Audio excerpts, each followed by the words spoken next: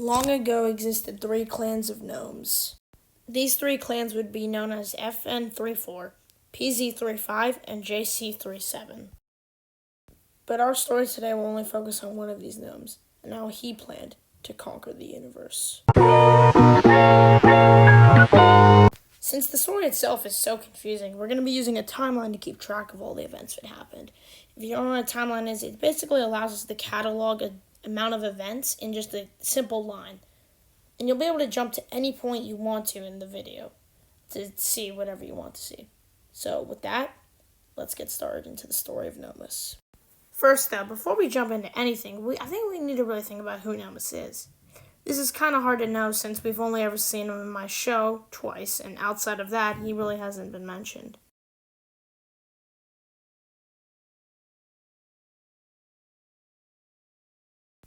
So off of these 2 interactions, we learn a couple of things. First, this was not the first invasion. Doodley hints to this by saying gnomes, which means he knows who they are. Second, someone or something destroyed the gnome dimension.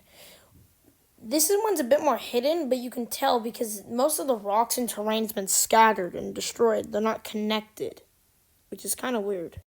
3, Gnomus and some of his followers were trapped by someone. This is probably the most easy hint to know, by Gnomus being in stone along with his main people. So, someone or something trapped them. 4, Gnomus can travel through dimensions and time.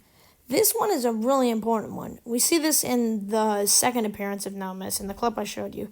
He's able to pull alternate dimension Doodley and the crocodile along with him back to dimension.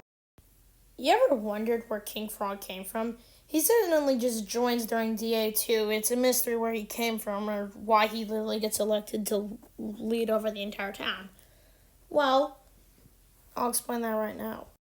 So, what happened was King Frog was actually the person who destroyed the gnome dimension and trapped Gnomus. When he was there, he suddenly comes out right as about the time Gnomus does. So yeah, it was King Frog who did that. And now that we've updated our timeline, let's talk about the actual invasion number 3. I've mentioned how this dimension's Gnomus, or JC37, has done invasions before.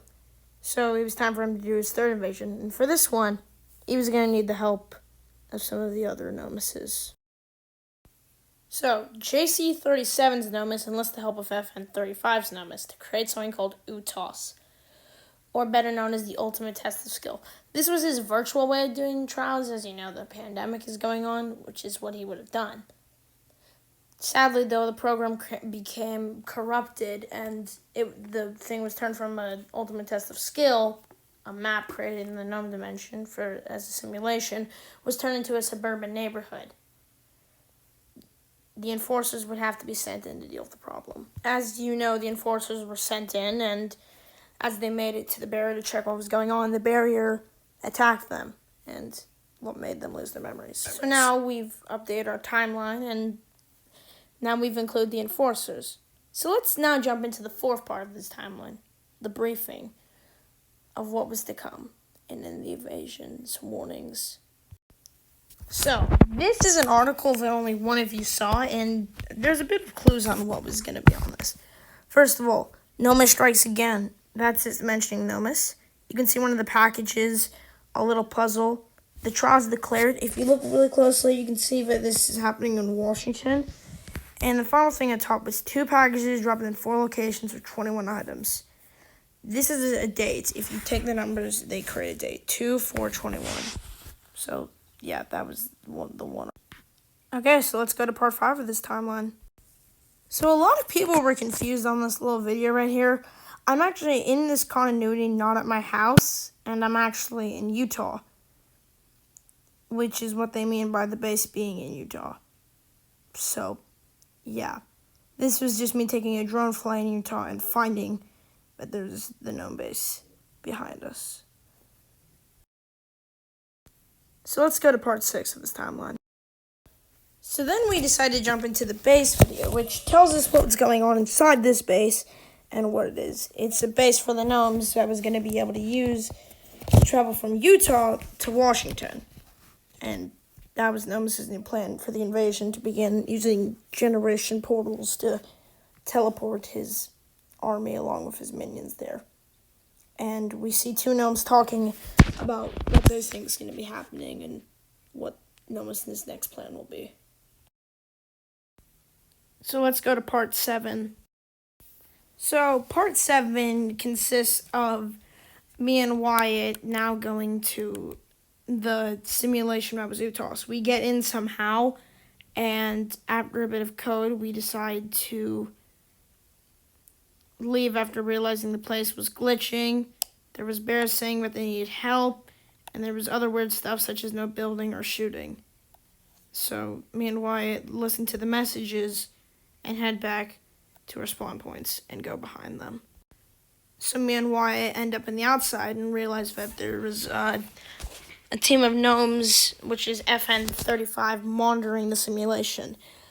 The main thing that we find is stuff for the invasion, packages, notes, and other stuff along the way. And we head into the final room preparing for the final challenge. So there was no final challenge, and there was this massive teleporter beacon. Similar to the one that they were going to use, this was another one used by FN35, which hooked up to, I think it was U for Young nearby. If you look at the coordinates, you'd match it up and you'd find it. So yeah. So let's go to part 8 of the timeline, which is just a little break. So yeah, I just want to quickly clear up some stuff the packages and the trials. The way trials and the packages work is there's 4 different colors, which are yellow, red, green, and blue. Each one of these represents its own thing, and those represent 2 packages, which means there'd be 4 packages sent out, and each one would represent a trial in color. You see how the invasion and the finale's begun. A portal opens and the gnomes drop. They're in front of a gate, and they begin to talk about the invasion. The 2 gnomes we saw before back in the gnome base video, they talk about how they've arrived. So the first generator portal worked, and they've been dropped there. So Gnomus' invasion plan worked, and the portals were able to drop the gnomes quickly. So they decided to go back. They find that the portal's been destroyed. Turns out the portal's been destroyed. Someone in the 1 minute they were there came by and broke it on purpose. This person is an actual person, is not just made up, and they actually have relevance to the story. And I think a lot of people were confused by this, thinking that it was happening. By them not being able to go back means I can't go there. So, yeah, by the portal being destroyed, they can't go back. And, yeah, they have to walk all the way back. So, nothing happens. And in the end, after all of that, the plan fails. The one thing Gnomus set to do was to invade and finally be able to do that. But in the end, it was just failure. The third invasion failed. So that is the completed Gnome Invasion 3 story. So I hope that clears the story up about who Gnomus is and what the invasion was and all the story around it. If you want to know more about the other Gnomuses or you want to learn more about the story in general, I put some links in the description to check out some videos, the sources, check out the other 2 Gnomuses storylines. I've put videos to those, and yeah, I'm not coming.